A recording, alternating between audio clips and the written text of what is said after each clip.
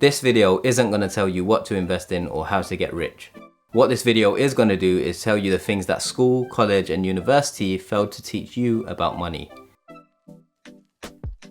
2020 has been a tough year for so many people across the world in so many different ways. But one of the major benefits that I've learned from this challenging year are a few lessons about money. If there's one thing that you can take from this video, I hope it will be to make better informed, positive and beneficial financial decisions for yourselves going forward. So without any further ado, let's get into the 20 money lessons that I learned this year.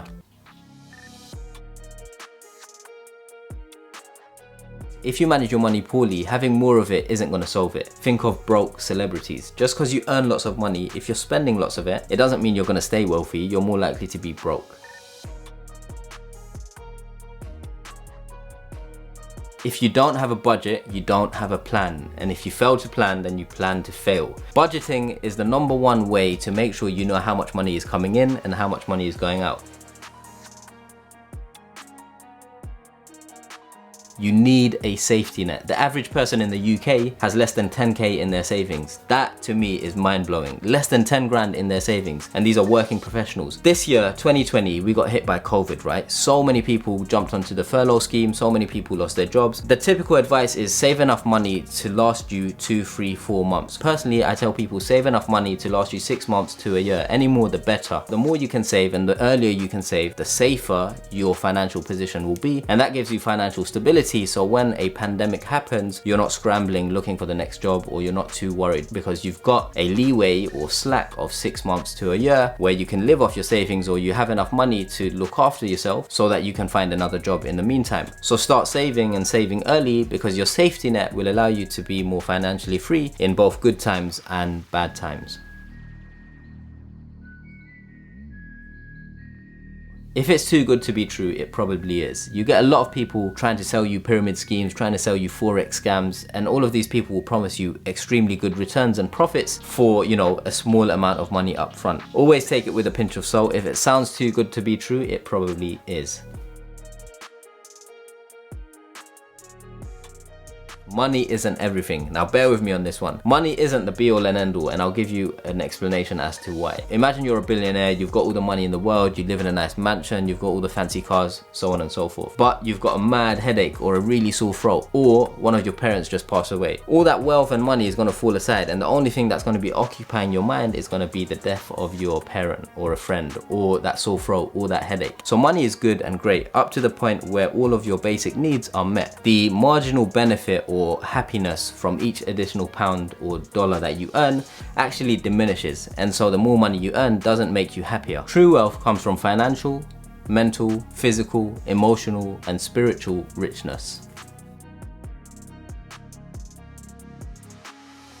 Habits are really hard to break, both good and bad. So start making good habits earlier on, because if you start making bad financial habits from the get-go, it's going to be hard to break out of them. If you're spending a lot on credit and you're building up bad credit card debt, it's going to be hard to break free from that, because you're going to be reliant on credit card debt. When your money comes in, you're going to be paying off credit card debt. So you don't want to get into that vicious cycle. Start making good financial decisions earlier on and building that habit, because it's harder to break out of good habits just as it is hard to break out of bad habits.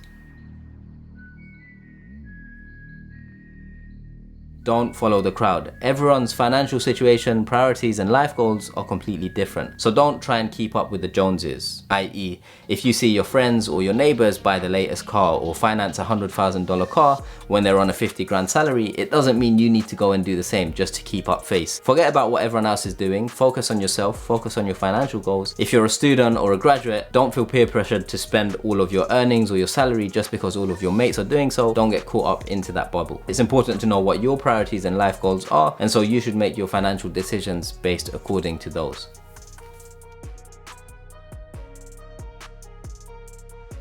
There's a lot of terrible financial advice floating around out there. What you need to know is every single person's financial situation is different, so what might work for one person doesn't necessarily mean it's going to work for you. So always keep that in mind. And there are a lot of people who will go to great lengths to get their hands on your money. Track your expenses. This goes back to budgeting. If you don't know where your money's going, how are you going to manage it? Think of the 80-20 rule. 80% of your expenditure is usually going on 20% of things. These are typically rent, food, travel, right? And so it's always good to know where your money's going, so then you can make more informed decisions whether you want to spend less somewhere or spend more somewhere else. Most people focus on cutting expenses, but they don't really think of earning more. So if you want to get more money, you can cut your expenses, that's great. But sometimes you don't want to be frugal in every area of your life. And so try and think about how you can earn more, whether that means asking for a raise at work, or taking on a side project or a side hustle, starting a business on the side, or doing online courses, YouTube, whatever it might be. Don't just think about cutting expenses, think about how you can earn more.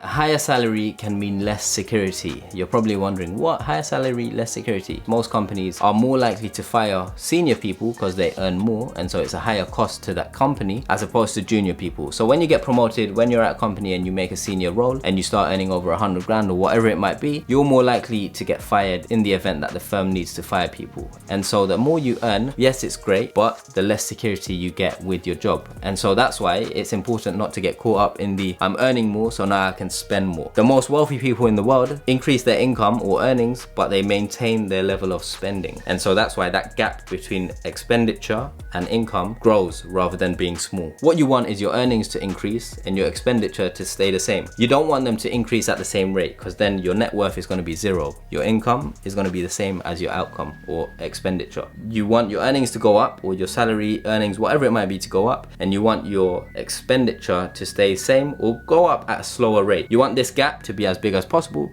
because that way it means you've got more money coming in and it's not all going out. It's coming in and you're either investing it, saving it, what have you. Be realistic. A 9 to 5 will rarely make you rich. If you think about the people in your company, if you work at a company, the really wealthiest person is probably the CEO and those individuals at the C-suite. Those individuals probably make up less than 1% of the company. The rest of the individuals earn a salary, which is great. Some of them are great salaries, over 100k, 200, 300k, and that's good. But if you want to be rich, if you want to make tens of millions of pounds, then a 9 to 5 is rarely going to do that for you. So it's important to know that. If you're working a 9 to 5 and you think you're going to be a millionaire or a 10 millionaire or a 100 millionaire, then it's good to kind of step back and assess how your 9 to 5 is going to get you there. For the most part, it's highly unlikely.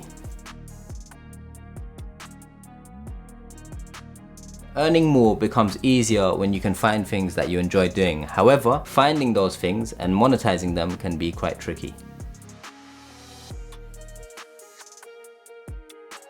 Credit cards plus poor self-control equal a recipe for disaster. Avoid buying things now and paying later for them. If you can't afford it in cash, you can't afford it, full stop. Exceptions include things like education, mortgages. These are good debts which will pay you a dividend or a return in future.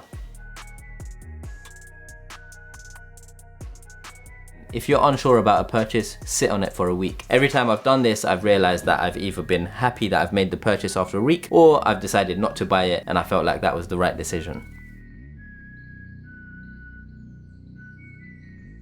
If you want to earn passive income, having an audience helps. For me, I've got an audience on YouTube, Instagram, LinkedIn, so on and so forth. And so if I want to sell something or promote a course, what have you, I can reach out to those audiences. And so if you want to start a business, it always helps to grow an audience first, and then you can use that as a marketing tool. So you've all heard that phrase, time is worth more than money. This is true, but I think it's true only once you've met your basic needs. So you want to cover yourself, you want to be safe, you want to make sure you've got a roof over your head, you've got food to eat. And once you have those things, then you can start focusing on your time more than earning money. Your employer doesn't care about your financial situation. Your employer is just there to pay you a salary, you're there to do a job. They don't care how things are going at your end, and so it's always important to know that. And that is why a lot of people get fired and they have no plan, or they don't have stability financially to sit back on. Don't get too attached to money. Things can change instantly. One minute you can have so much money, next minute an event might occur and all that money will be gone. And so if you're so attached to money, if you treat money like it's the be all and end all, like it's the air that you breathe, you're gonna be hit hard, you're gonna be impacted differently. So don't get too caught up into it. Make sure you're focusing on different areas of your life as well. Balance is key. And as mentioned before, wealth comes from financial, mental, physical, emotional, and spiritual riches, not just money. Giving away money feels just as good, if not better, than earning money. Whether it's to your friends and family as gifts or to charity, always try and do your bit and pass some money on, and you'll be surprised the world has a weird way of bringing that money back to you in the end anyway. Of those 20 lessons, which one is your favorite and why? Let me know in the comments below. Be sure to share this video with someone who needs to see it. If you haven't already, do give it a thumbs up. It helps the channel grow. If you aren't already, do consider subscribing to the channel, and I will see you in the next video.